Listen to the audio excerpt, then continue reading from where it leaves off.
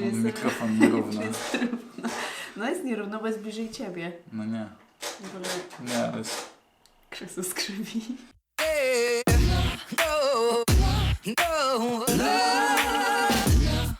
Siemson to Wikson, witajcie na moim kanale.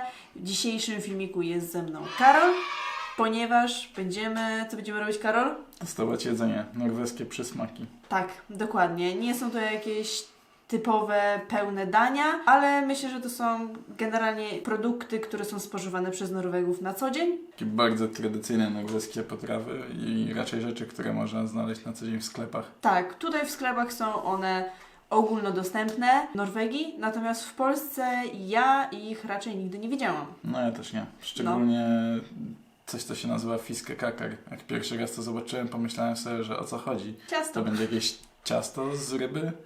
Ale nie, to nie jest ciasto z ryby, to są takie po prostu rybne kotleciki. Dobra, ale nie zdradzajmy i przechodzimy do pierwszego produktu, do spróbowania. Ja myślałam, żeby to w ogóle pogrupować tak, że zaczniemy może od produktów, które się je na śniadanie.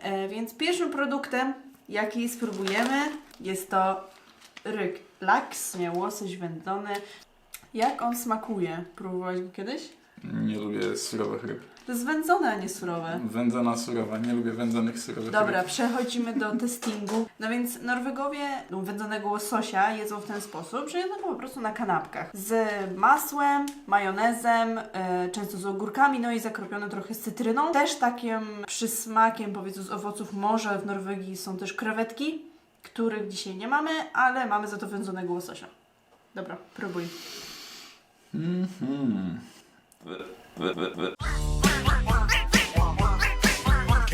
Ja generalnie powiem Wam, że kiedy pierwszy raz zobaczyłam wędzonego łososia, to też myślałam, że to jest po prostu surowa ryba i byłam na nie sceptycznie nastawiona, ale kiedy w końcu postanowiłam jej spróbować, raz kupiłam, bo była na promocji w sklepie, więc mówię, dobra, no najwyżej się po prostu nie zje, ale jest to po prostu totalnie mój smak. Mi to przypomina ze smaków dzieciństwa, kiedy jadłam wędzoną makrelę. Bardzo podobnie smakuje jak... No mi przypomina z dzieciństwa wszystko to, czego nie chciałem jeść. Lubię, jeszcze zjem kawałek. Następną rzeczą popularnie jedzoną na śniadanie, obydwoje się chyba zdziwiliśmy, jak zobaczyliśmy te puszki w sklepie, ponieważ wyglądają one tak. Jak przyjechaliśmy do Norwegii i żadnego Norwega nie znaliśmy, to się grubo zastanowiliśmy, co to jest, aż w końcu się kogoś zapytaliśmy, czy to jest po prostu coś z dziecka. Nie no, żartuję. Tak naprawdę nie mieliśmy pojęcia, co to jest. Czy wiesz teraz, czym jest leverpostej, Karol? No jest to coś pomiędzy pasztetem a pasztetową. W sumie nie wiem, czy to jest gotowane, czy pieczone. No, taki Pewnie pasztet bazujące na wątróbce. Tak, dokładnie, na I świńskiej jakimś wątróbce. tłuszczu. Ale jak się pytałam Norwegów, z czego jest leverpostej, to mi powiedzieli, że może być z jakiegokolwiek mięsa. Więc oni tak dokładnie sami nie wiedzą. To mnie akurat nie dziwi. Leverpostej się je po prostu tak jak u nas zwykły pasztet na kanapki. Nie ma pomidora. Okej, może znowu jakieś nawiązanie do dzieciństwa, ale tym razem mi to przypomina tanią konserwę, jakiś taki tani, bardzo tani pasztet, który jadłam jak byłam na obozie harcerskim. No jak na pasztet, powiem szczerze, że jadłem lepszy. Nie jest to nic wyjątkowego, ale nie jest też jakiś tragiczny. Taki biedny pasztet. Biedny pasztet. Chociaż nie wiem jak z innymi pasztetami. Ten jest akurat niby naturalny, więc on nie ma żadnych dodatków. No właśnie, bo leverpostej jest też rzeczą, którą się często podaje dzieciom w ogóle. Dożylnie? Nie wiem, mi to by bardziej smakowało, jakby faktycznie było bardziej doprawione. No ewidentnie tutaj trzeba dodać trochę soli i pieprzu. Ostatnią naszą śniadaniowym produktem, a właściwie dwiema naraz, ponieważ będziemy testować dwie rzeczy. Pierwszą z nich jest knäckebröd. Knäckebröd jest takie chrupkie pieczywo i ja nigdy takiego pieczywa nie widziałam, będąc w Polsce. On ma bardzo dużo nasion, ale też tłuszczu, ono jest tłuste to pieczywo dosyć. W takiej jednej kromce ja zobaczyłam, że jest 100 kalorii. Wiesz, Karol? Jest całkiem sporo, jak na taki mały kawałek chrupka. Producent podaje, że w 100 gramach jest aż 28 gram tłuszczu. Więc tak naprawdę taka jedna kromka powinna być całkiem sycąca. Ale tylko 2 gramy cukru. I aż 15 gram proteiny. Jemy co jakiś czas taki knekebro, bo wydaje mi się, że to jest zdrowszy zamiennik pieczywa generalnie i też ma sporo protein. W Polsce z takich rzeczy raczej znane są wazy, aczkolwiek to nie jest do końca taka waza, bo to jest w ogóle dużo twardsze. No i jest bardziej treściwy, bo takich chlebków waza to możesz zjeść kilka na spokojnie, a tego jednak tak aż... No ja wiem, że ty potrafisz, ale mówię tak generalnie. No i mamy drugi produkt, który położyliśmy na nasz knekebro, co by nie jeść go samego, bo oczywiście nie je się go samego, tylko się je go tak jako zamiennik chleba, tak jak powiedzieliśmy. I jest to brunost. Czyli brązowy ser. Czy wiesz, jak się wyrabia brązowy Z tego co wiem, jest to ser z dodatkiem karmelu. I to jest błędne myślenie, dużo osób tak myśli. Brązowy ser jest wykonany z mleka koziego i krowiego oczywiście. I jest on robiony z serwatki, którą zazwyczaj jest produktem ubocznym przy produkcji serów. Właśnie go robi z serwatki, mleka i śmietany, razem się ją gotuje. I laktoza podczas gotowania się krystalizuje, przez co brązowieje i nadaje właśnie temu serowi taki typowy, słodki smak. No i ten właśnie brązowy kolor. Konsystencja tego sera też jest inna niż zwykłych serów. Ona jest taka bardziej kremowa. Ja bym powiedział, że jest taka bardziej mazista. Tak. Jakby ten ser tak ścisnąć, to on się po prostu tak rozmazuje. No taki bardziej jest kremowy. Bardziej plastelinowy. No. I są też różne rodzaje oczywiście tego sera. Jest to jadł w jaśniejszy, podstawówce plastelinę, ten wie. Ktoś jadł? Dobra, piszcie w komentarzach, jeśli ktoś zjadł w podstawówce plastelinę, albo jeśli w ogóle zjadł plastelinę. Ja mam napisać komentarz. Typowym jest, żeby właśnie taki brunost jeść z drzemem malinowym i masełkiem. Tak, ogólnie Norwegowie nie jedzą go raczej samego. Jedzą go albo na chlebie, albo na czymś takim, albo na gofrach. Słuchaj, jak chrupie. U mnie w pracy zawsze w piątki są podawane gofry. Piątek jest chyba takim dniem gofrowym w Norwegii, przy czym nie są to takie zwykłe gofry, jakie my myślimy, takie belgijskie, wiecie, takie puszyste. Tylko to są takie bardziej gofry, oni to nazywają wafle, albo też laper, które przypominają takie bardziej nasze pancake'i po prostu. My kiedyś już próbowaliśmy brunosta i totalnie nam nie zasmakował, ale muszę powiedzieć, że jak się posmaruje go drzemem, my tutaj mamy drzem malinowy, to jest to totalny game changer. Sam ten ser raczej nie przypadnie w większości do gustu. Jest raczej dosyć specyficznym smaku i mało wyrazisty, trochę mdły. Okej, więc dania śniadaniowe mamy już za sobą, przeszły do nas dania obiadowe. Fiskekaker. Czyli latające spotki.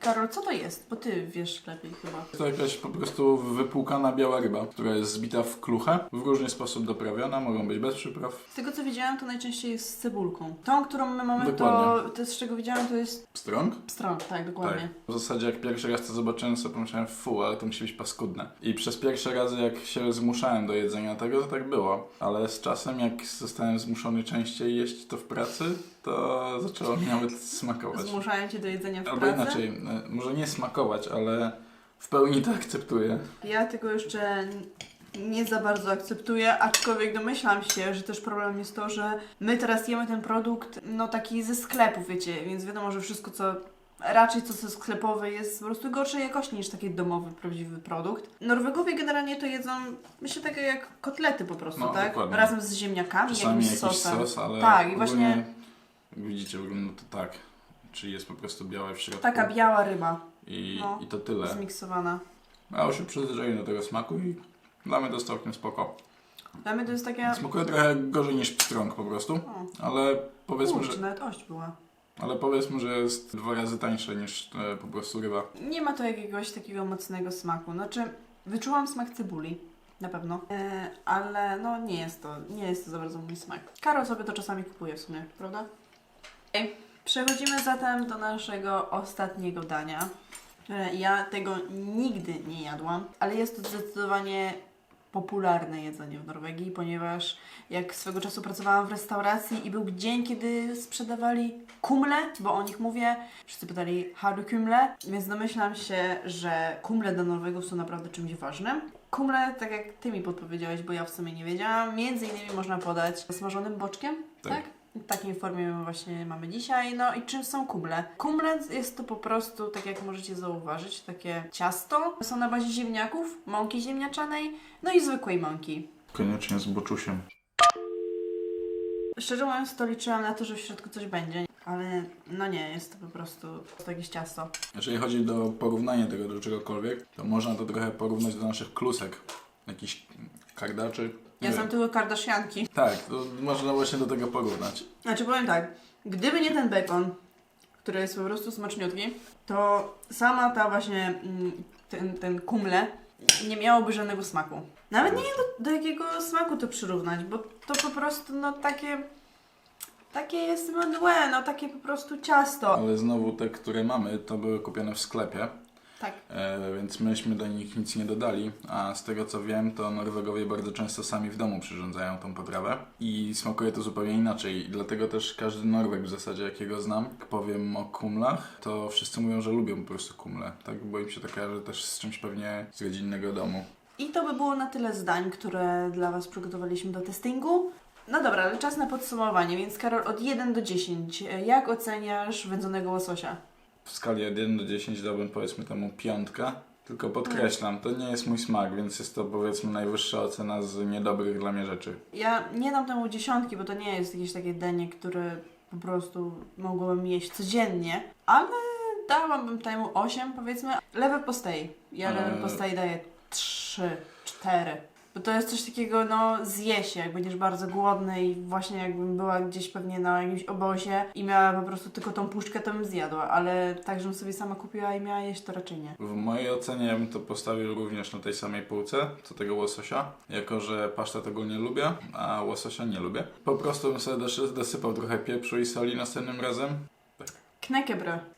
Knäckebröd razem z brunostem, bo to w sumie musimy liczyć jako całą potrawę.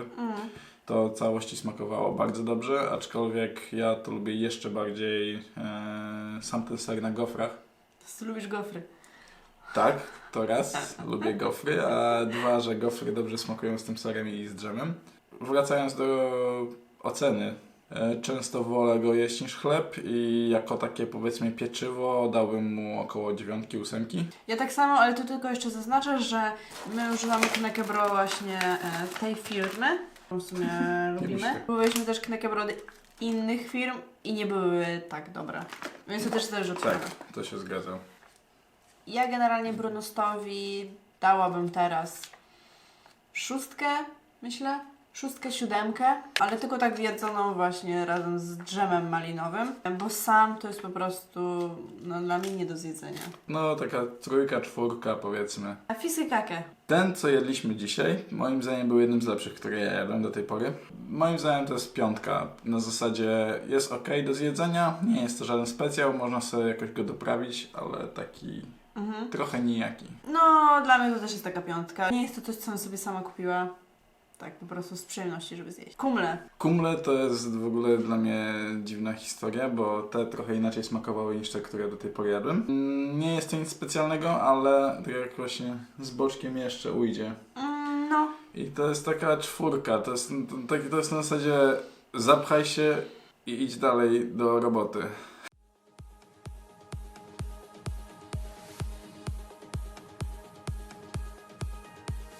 Dużo węglowodanów i tłuszczu dla osób pracujących fizycznie. No, ja myślę, że to dobrze podsumowuje to danie. Ja bym temu dała 3. Ja daję temu 4, aczkolwiek jakbym miał wybrać to z boczkiem, a kanapkę z łososiem, to raczej bym wybrał kumę. I to by było na tyle. Dziękujemy Wam za obejrzenie naszego filmiku. Mam nadzieję, że Wam się podobało, że może byście chcieli spróbować jakichś tych produktów. Dajcie znać, jeżeli może byliście w Norwegii, może mieszkacie i spróbowaliście czegoś z tych rzeczy, których myśmy dzisiaj próbowali i dajcie nam znać, czy je lubicie, czy nie lubicie. Dajcie też nam znać, czy jest coś, co mamy jeszcze przetestować, może jakieś inne rzeczy, o których chcecie wiedzieć. Piszcie nam to wszystko, no i co, i łapkujcie, wbijajcie do Karola na kanał, bo Karol też ma już swój kanał. Tak, ja Technologii. zajmuję się takimi dziwnymi rzeczami, których Wiktoria nie rozumie. Wbijajcie też na nasze Instagramy, to będą Instagramy i widzimy się w następnym filmiku, to cześć, buziaczki, pa pa!